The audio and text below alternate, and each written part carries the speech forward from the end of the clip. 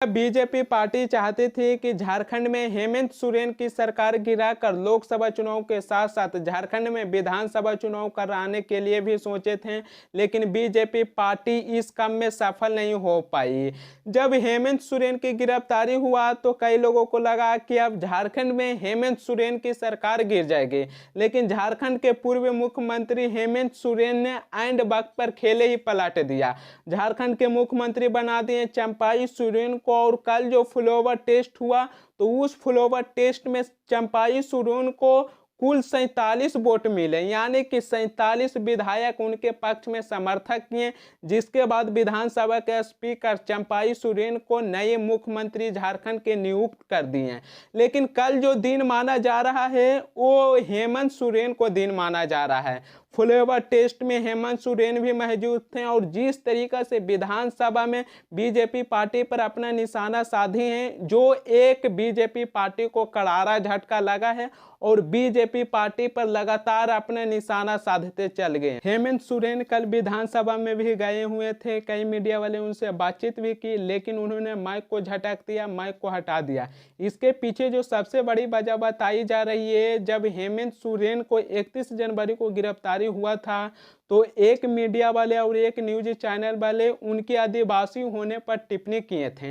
एक news channel वाले कहे थे कि आज से 30 साल 40 साल पहले आदिवासी जिस तरीके से जंगल में रहते हैं उसी तरीके से अब हेमंत सोरेन को जेल में रहना पड़ेगा।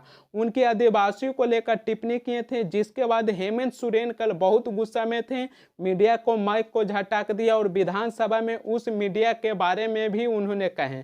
विधानसभा में हेमंत सोरेन बहुत सारे बातें किए। उन्होंने कहे कि देखिए अध्यक्ष महोदय जी, मैं आंसू नहीं बहाऊंगा, आंसू मैं वक्त के लिए रखूंगा।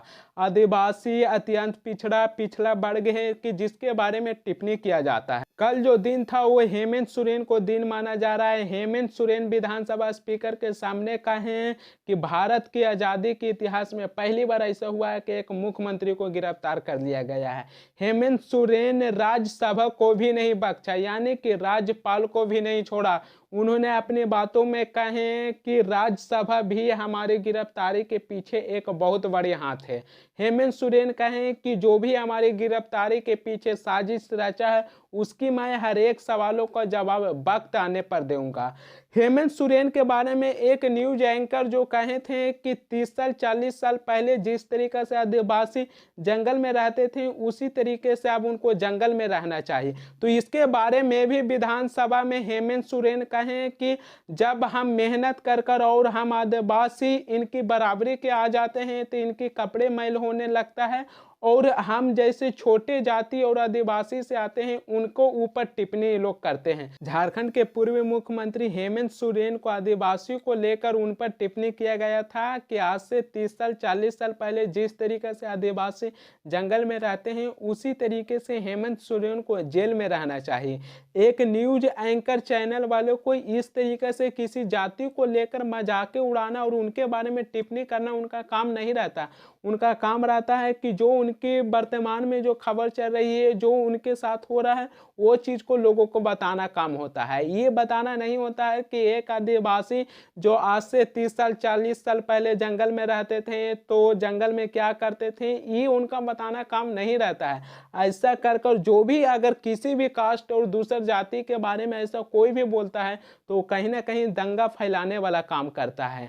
हमारा काम और न्यूज चैनल के ये काम रहता है कि जो खबर चल रही है वो बताना। अगर कोई हिंदू है तो हिंदू आज से 30 साल 40 साल पहले कैसे रहता था वो बताना काम नहीं रहता है। कोई मुस्लिम है तो 30 साल 40 साल पहले किस तरीके से वो रहता था वो बताना उनका काम नहीं रहता है। आदिवासी अगर जंगल में रहते थे 30 साल 40 साल पहले तो न्यूज एंकर और न्यूज चैनल को ये काम नहीं रहता है कि उनकी पर्सनल लाइफ और पर्सनल जाति को लेकर हम उस पर टिप्पणी करें। अगर कोई भी आदमी पर्सनल लाइफ और उसकी जाति को लेकर टिप्पणी करता है तो कहीं ना कहीं दंगा फैलाने वाला काम करता है। जातिवादी को ये लोग भेदभाव करते हैं। हम आप लोगों से एक सवाल पूछते हैं कि अगर कोई भी छोटा जात है और छोटा जात जब वो आगे बढ़ जाता है उसकी लाइफ स्टाइल चेंज हो जाती है, गाड़ी से चलती है, BMW से चलती है, तो उस पर टिप्पणी किया जाता है। मतलब कि लोग क्या चाहते हैं कि हमारे देश में जो छोटे जात के जो लोग हैं उनको कभी भी आगे नहीं बढ़ने दिया जाएगा, वो आगे बढ़ेंगे तो उस पर टिप्पणी किया जाएगा। हेमंत सोरेन आदिवासी से आते हैं और 40 साल 50 साल पहले आदिवासी जंगल में रहते हैं, तो ये लोग माने क्या चाहते हैं कि आज भी जो आदिवासी हैं उनको जंगल में ही रहना चाहिए, उनको जंगल से बाहर निकल कर एक अपनी अच्छी सी लाइफ स्टाइल जीने का कोई भी अधिकार न है। मतलब कि ये लोग पूरी तरीके से आप लोग समझिए कि लोग क्या चाहते हैं कि जो छोटे जात और छोटे कास्ट से जो लोग आते हैं उनको कभी भी आगे बढ़ने के मौका नहीं दिया जाएगा हमारे देश में।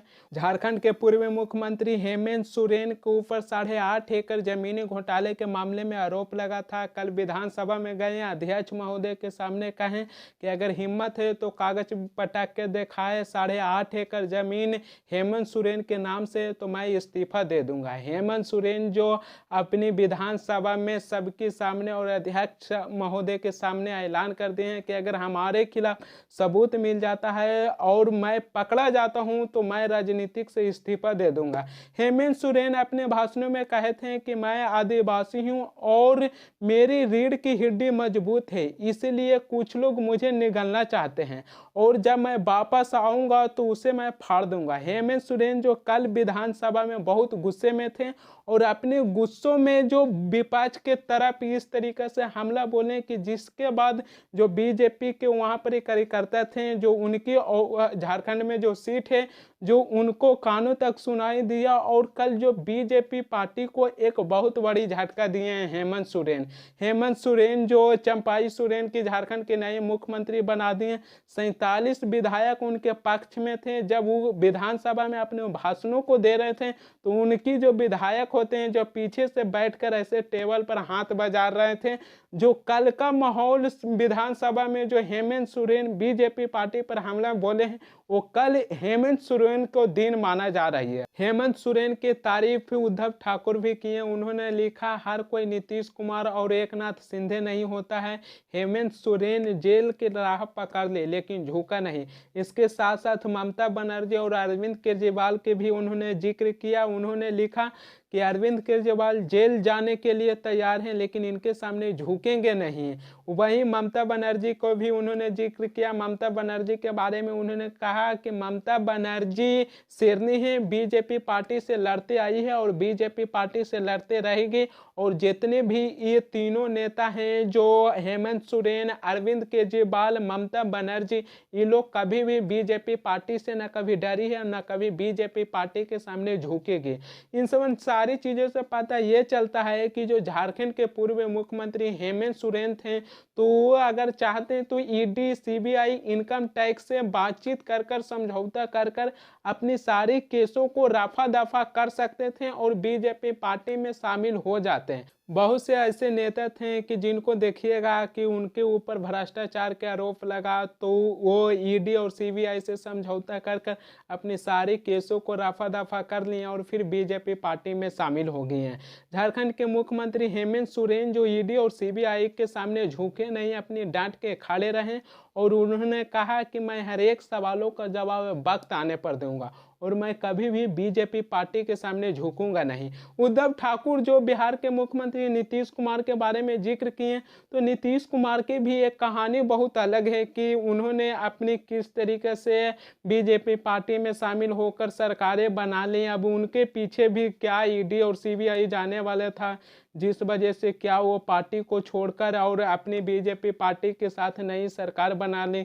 जिस तरीक़ा से उद्धव ठाकुर जो उनके बारे में जिक्र किया और लिखा, तो इन सब सारी चीज़ों से पता ये चलती है कि बहुत से ऐसे भी विपक्ष के नेता हैं जो बीजेपी पार्टी और ईडी और सीबीआई के सामने झुकने के लिए तैयार नहीं है। वो कहते हैं कि हम जेल चल जाएंगे लेकिन इनके सामने झुकेंगे नहीं। लेकिन आप भी इसके बारे में क्या सोचते हैं, हमें ज़रूर बताइएगा।